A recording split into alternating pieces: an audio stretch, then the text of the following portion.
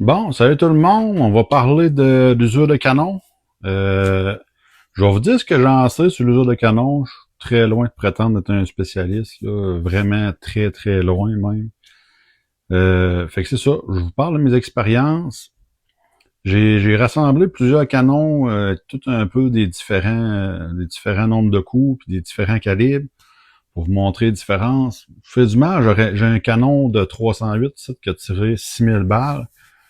Puis là, je sais pas pourquoi, je l'ai mis quelque part dans un sac où ce que je pensais la retrouver, ou je sais pas, je l'ai peut-être bien amené là, pour laver ma 300 dans le chantier, puis je la retrouve pas, mais je sais pas pourquoi, j'ai plus de brosse de 300. D'habitude, je suis le genre de gars qui achète ça à coup de 10, là. J'ai plus de brosse de 300, j'ai passé un peu de ma brosse de 6.5 dedans, puis j'avais une brosse de 7 mm, mais honnêtement, ça, je sais pas, ça nettoyait pas assez, là. Fait que la 308, ça sera pour une autre fois. Je l'ai regardé, puis honnêtement, la 308 qui a 6000 balles est maganée comme ma 6.5 qui a 2700 environ, là, 2800 balles. Faut que je fasse mon meilleur coup de pas aussi. La vidéo d'avant, je vous ai montré un exemple de nettoyage de ma Dasher qui avait 3000. Je me suis fourré, je vous ai montré le canon de ma 6.5 qui a 2800 à peu près. Honnêtement, ils étaient aussi sales les deux, là. Il y avait à peu près le même nombre de balles à tirer, fait que, tu sais, ça a changé grand chose dans ce que je vais vous expliquer dans la vidéo, je pense pas, mais c'est pas grave, je tiens quand même à vous le dire que je m'avais fourré entre les deux. L'autre jour, on s'est tiré un challenge Pepsi, là, dans le fond, une cible grosse comme une canne de Pepsi, 2 pouces par 4 pouces. Puis, on était supposé faire ça à 980 verges. On a tiré à 980, puis on a arrêté parce que il ventait tellement. Il y a une genre d'ouragan l'autre fois, là, à peu près un mois et demi. Puis il y a eu comme un ouragan, puis ça valait pas la peine de tirer. Il y avait pas de fun à avoir, là. Tirer 4 pieds à droite, 4 pieds à gauche, là, à 5 secondes de différence entre les deux balles, fait que c'est de la crise de mort. Fait que j'avais monté ma 6.5 pour tirer plus loin. Je savais qu'elle allait venter. Je me suis dit, Chris, il m'a l'essayé, puis en plus, j'avais des balles à passer. Puis elle tire encore super bien, à 2700, environ 2800, comme je vous dis. Peut-être 3000, là, mais je serais surpris, plus 2008 environ. Puis elle tire encore vraiment bien. Rien qu'en affaire, mes groupings sont tout le temps encore très bons, tout le temps en bas d'une demi, mais mes vitesses sont un petit peu plus aléatoires qu'avant. J'ai pas retombé dans l'autre développement. Ça, c'est un canon en fin de vie, puis ça me tente pas de perdre de temps que ça. Puis en vrai, ça vaut pas la peine. Mais tu sais, quand que le canon commence à maganer, ben souvent il perd de la vitesse, puis là, il perd en constance aussi. Souvent, ben là, ça dépend tout le temps du niveau de maganage, là. Je vais vous en montrer un de 300 Weatherby. Tu sais, ça tire partout, là. Ce canon-là, il est fini, là. Fait que c'est ça, je vous montre ça, je vais virer ma caméra de bord, je vais vous montrer mon écran d'ordinateur pour que vous voyez à mesure que je jase. Je suis pas encore assez bon là, pour me mettre le petit écran dans le coin, là, qu'on voit les deux en même temps. Euh, dans les prochaines vidéos, je le ferai, là, mais honnêtement, j'avais pas tant le temps non plus de faire du YouTube pour apprendre comment faire. C'est ça, on va essayer de me forcer de derrière pour que ça marche pour les prochaines vidéos. Fait que, grosso modo, j'ai la 6.5 cri de mort qui a 2700-2800 balles.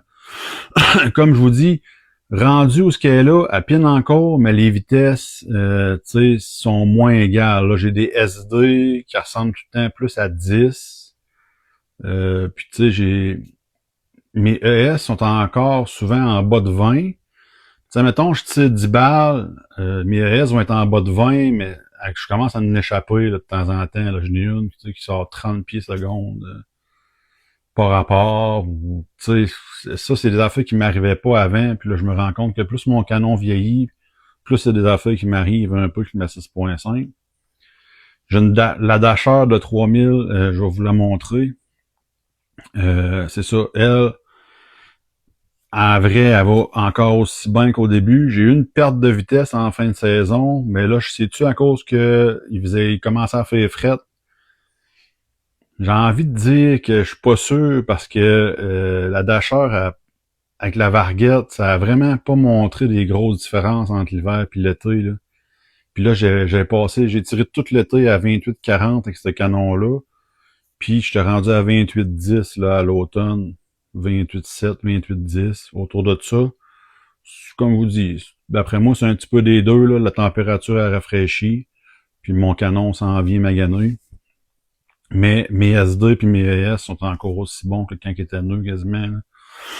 Quand ils étaient neufs, j'avais souvent des SD de 4-5, puis là, j'étais à peu près à 6-7, là, 8. Je vous dis, c'est des affaires qui m'énervent pas en tout. Puis je suis vraiment pas gêné de continuer à tirer avec. Fait que ce que je fais dans ce temps-là, c'est que moi, je m'en suis décollé un nœud. Là, je n'ai 3 canons de Dasher, j'en ai 2 qui sont flambant nœuds. Sont presque. J'en ai un qui a 200 balles, qui est rodé. Puis j'en ai un qui a 100 balles à peu près. Puis ce que je fais, c'est que moi, je vais faire rachever mes canons par mon garçon puis ma fille, qui viennent tirer souvent avec moi. Puis moi, je vais garder tout le temps mon canon, on va dire, premium, là, qui est tout le temps dans son meilleur. Fait que lui, eux autres, ils vont me faire mes débuts de canon, puis mes fins de canon. Puis ils vont avoir des bonnes régines pareilles. Là. Je suis vraiment pas gêné de leur donner ça. Mais c'est ça. Moi, je vais pouvoir en profiter puis garder mes canons quand ils sont à leur meilleur.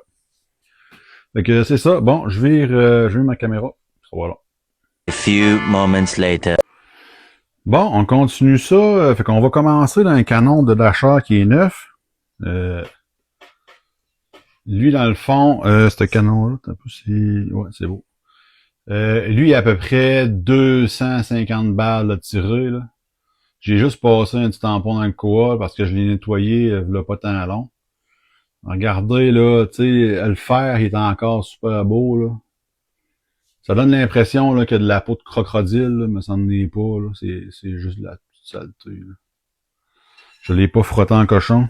Après ça, on va aller tout de suite, mon canon que je vous ai montré l'autre jour, là. Ça, c'est mon canon de 6.5. Tu sais, là, on voit les signes d'usure, là. Il y en a plus. Puis, regardez, là, on voit, ça, ils appellent ça de la peau de crocodile, là. Tu sais, c'est un canon, là, qu'on le voit qui est en fin de vie, là. À peu près 2800 balles, celui-là. Là, un petit peu de cuivre, là, tu sais, il est bien correct, là. Il est vraiment pas gênant. Quand les canons commencent à arriver, là, c'est à la fin de vie, là, qui ont plusieurs balles à tirer, là, ça devient dur de ramener ça au fer à toutes les fois, là. Ça devient de plus en plus dur, puis honnêtement, moi, j'en fais pas de cas, parce que comme je vous dis, là, rendu là dans mon livre à moi, le cuivre, il bouche les trous, pis c'est tout. Peut-être que je pense pas de la bonne manière, là, mais ça me stresse pas, puis ce que je me suis rendu compte, c'est quand tu ramènes ça au fer, puis quand c'est rendu en fin de vie, bah, c'est ça. Ce que je vous disais aux dernières vidéos, c'est plus long à revoir les vitesses que j'ai remarqué. Fait que plus qu'ils viennent vieux, ben moins que je les nettoie. Puis plus qu'ils sont sales. On peut voir, là, j'étais à peu près à 6 pouces en dedans. Je vais reculer. Tu sais, sur le bord de la chambre, là. On commence à voir là que tu sais, c'est pas mal moins droite qu'au début, là, la peau de crocodile. Là. On la voit ici. C'est sûr que là, l'image est pas aussi bien rendue. Je vais essayer de mettre ça un peu plus foncé.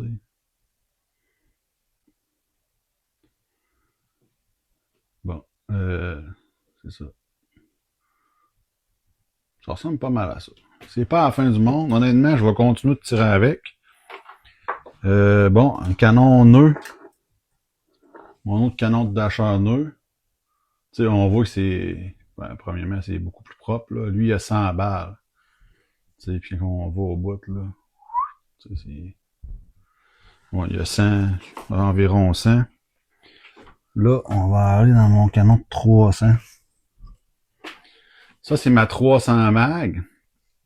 Elle est rendue à peu près à 1300 environ. Là. J'ai ressorti mon petit papier. J'avais un petit papier. Mais c'est dur à dire. Là. C'est comme je vous disais dans l'autre vidéo, là, je l'ai acheté usagé, puis je sais pas tant le gars comment il en a tiré. Là. Il m'avait dit 250 dans le temps. Mais, il était pas tant sûr lui non plus, puis ça fait longtemps que je l'ai. Mais c'est environ 1300. Là, on peut voir là, la peau de crocodile, comment est-ce qu'elle est évidente. Là. On voit que c'est un canon, là. Celui-là, tu sais, Quand je mets mes balles match dedans, quoi que ça fait un bout que je les ai pas mis, ça tirait encore bien la dernière fois que j'ai tiré avec. Mais tu sais, mes balles de chasse, là, quoique le Cubone, j'ai jamais vraiment eu de succès avec ça, là, pour la précision. La Cubone long range, je tirais pas mal mieux. Là, vous pouvez voir, là, tu sais, il est plus, tu sais, c'est le plus magané des canons que j'ai ici, là, à moi, là. Mais, je vais vous tenir au courant, je vais continuer de tirer des balles avec pareil. J'ai pas l'intention de le changer. Bon, là, on arrive dans la grosse affaire. Ça, c'est le canon d'une connaissance, dans le fond, qui est venu me voir pour que je le nettoie. C'est un canon de Wetherby, là. On voit ici, là, ici, le neck, là. L'épaulement, il est rond, là, c'est Wetherby. Alors, regardez, là. Celui-là, le propriétaire, ce qu'il m'a dit, c'est qu'il pense qu'il y a, il dit, c'est comme impossible qu'il y ait plus que 250 balles. Ça, c'est une carabine des années 80. Mais ça doit faire comme 15 ans qu'elle n'a pas tiré vraiment beaucoup. C'est une carabine quasiment de spare. Lui, il me dit c'est impossible que j'ai tiré plus que 250. J'ai un petit peu de misère à croire ça. Pour avoir jasé avec des gars de Wetherby, là, c'est sûr que c'est dur, c'est canon. Puis pour plus de performance, moi quand j'ai tiré, ça a tiré juste des balles tablettes, cette carabine-là. Là. Ça n'a pas tiré de balles boostées puis des affaires de même. Là. Moi, j'avais pas trouvé que les performances étaient extrêmes. Ça sortait un 165 grains de mémoire à genre 3000 pieds secondes. Tu sais, c'est un peu plus fort qu'une 300 mag. Je sais qu'en vrai, il y a des balles qui sortent beaucoup plus vite que ça là, dans la Wetherby. Mais je trouve que la différence de vie des canons, ça vaut-tu la peine d'avoir ça? Là? Vous pouvez voir, là, c'est fou raide. Là, dans le fond, ici, c'est le neck. Excuse, pas le neck, le freebar. Là, les riflings commencent, puis là, c'est des estis de cratères. Puis ça donne l'impression que c'est ressorti, mais non, c'est creusé. Fait que c'est ça. Ça peut vous donner une idée d'un canon fini, ça ressemble à quoi. Comme vous le dites, moi je pense plus que c'est quasiment impossible. Là. Les gars de Wetherby, là, si vous avez des indices à me donner, là, tu vois, là, il y a une ligne. Ça, c'est fou, là, mais j'ai envie de vous dire que c'est un peu typique des canons Sako puis Tika. Parce que ça fait 3 fois que je vois ça, des lignes de même. Puis les 3 fois, c'est dans des carabines Sako ou Tika. Ma Tika 6.5 Varmint que j'avais avant, là, ça tirait comme un charme. Puis des lignes de même, elle en avait une, là, mais une ligne au 45, puis elle faisait tout le long du canon. Une grosse ligne comme ça. Quand j'ai checké ça, puis le canon était flambant en eux. Puis ce canon-là, là, ça tirait première classe. Puis écoute, fait que c'est dur à dire, je sais pas si c'est le procédé. Bon, ça, c'est de la rouille. Dans le fond, quand la personne m'a amené le canon, moi, c'était comme ça à grandeur, là, puis tu sais, la rouille avait vraiment un build-up, là. Tu sais, elle était vraiment surélevée, là, tu sais, mettons que tu regarderais dans le canon, le diamètre était quasiment rétréci, là. Mais tu sais, on le voit ici, là, que malgré que j'ai frotté, là, on le voit dans le coin là que c'est quand même ça, c'est pas juste creux, c'est pas du creusé, c'est du surélevé. Puis j'ai passé toutes sortes de cochonneries là, j'ai même passé un peu de bar pace puis ça a pas parti cette cochonnerie là. Fait que c'est ça. C'est ça qui est ça. Fait que j'ai pas vraiment plus de stock à vous dire sur l'usure des canons. Ça me tenait à cœur de vous le montrer parce que là j'avais une bonne exemple. Je peux vous montrer la 308 que j'ai pas tant réussi à la laver là. Elle a 6000 balles. Mais tu sais, si on prend le temps de la checker, là, tu sais, au travers un peu du cuivre, là, mais si on la regarde, là, on sait que ça frotte sur le fer, ça, là. Tu sais, elle a l'air un petit peu plus maganée que ma 6.5 à 2700 coups. Ou sinon, je dirais égal. Tu sais, on voit pas tant bien, là. Mais c'est ça. sais, c'est pour vous dire, là, comment est-ce que ça change le calibre. Tu sais, parce que la 308 qui a 6000 balles, pas long, placé. La 308 qui a 6000 balles, elle est à peu près maganée comme ma 6.5 qui en a 2007-2008. Puis le propriétaire, il l'a enlevé parce que là, c'est un tireur sérieux, là, on va dire. Tu sais, qui fait de la compétition. Fait que ça maintenant, il faut que tu le changes le canon, il arrive en fin de vie. Tu veux pas vivre avec les problèmes que ça amène. Fait que, mais ça a l'air qu'à tirer encore bien. Fait que c'est ça. C'est juste pour vous donner un avant-goût. J'ai pas parlé des 22. Les 22, à ma connaissance, c'est pratiquement bon à vie, là. J'entends souvent dire comme 20 000 balles, mais honnêtement, premièrement, garder le compte de comment qu'une 22 tirée de balle, c'est à peu près impossible. En tout cas, je parle pour moi, là. Mais c'est ça. Une 2,23, la même affaire, là, 8, 10 000 balles. Ça dépend tout le temps, c'est sûr.